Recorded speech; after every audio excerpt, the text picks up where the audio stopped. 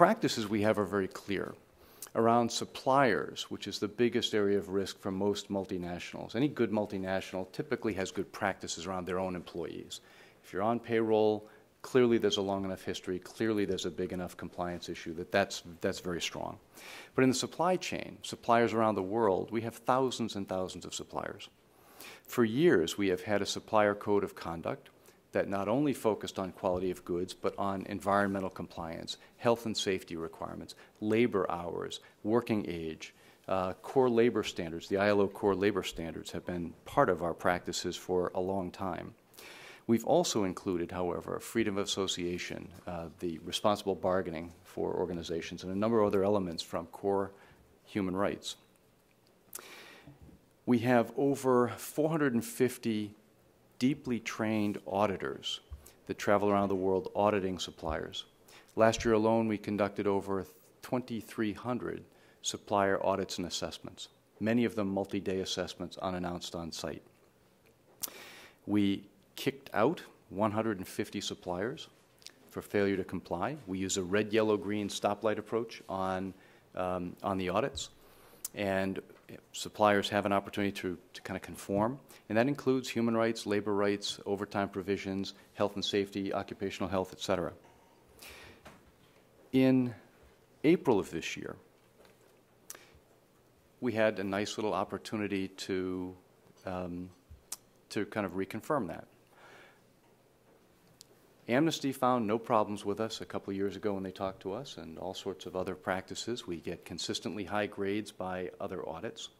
And in January, we were called by the Associated Press for comment on a just released research report by an NGO on despicable practices in a GE supplier in China called Xiamen Top Star Lighting. It makes compact fluorescent bulbs.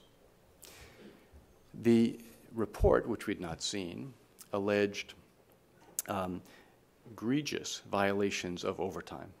The state-mandated and locally provincial mandated overtime provisions willfully ignored. Employees who were docked a day's pay for being 15 minutes late. Employees not given safety gloves to work with the materials. People not trained in the awareness of mercury, which is part of any fluorescent light on the planet. That workers were routinely infected, cut, they had mercury in their systems.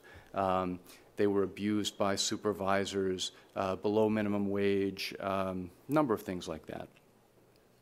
Within 2 hours, we had 3 auditors on planes, 2 from China and 1 from the US, for an unannounced audit. After 10 days of investigation with up to 10 GE auditors, what we found was what we knew was there. We found a factory that is large, but is relatively new. It's only about 10 years old. Cleaner and better than most of our American factories in the lighting business, which were built around 1908. The cleanliness, the hygiene, up to standard.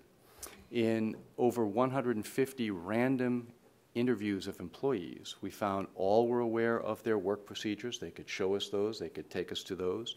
They're very complimentary about the business. We had employees take off their work gloves to check for cuts, nicks, infections, things like that, which are frequent in a factory, and if they're not treated, then you get infection, et cetera. No issues.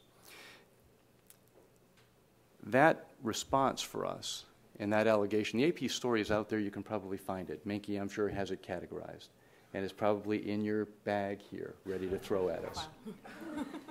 Wow. That's a bunch of crap. Total crap. Total fabrication. Some of the pictures contained in the report, in this research report, were not even of the factory. We don't know what they were, but they weren't from within that factory. It's just not possible.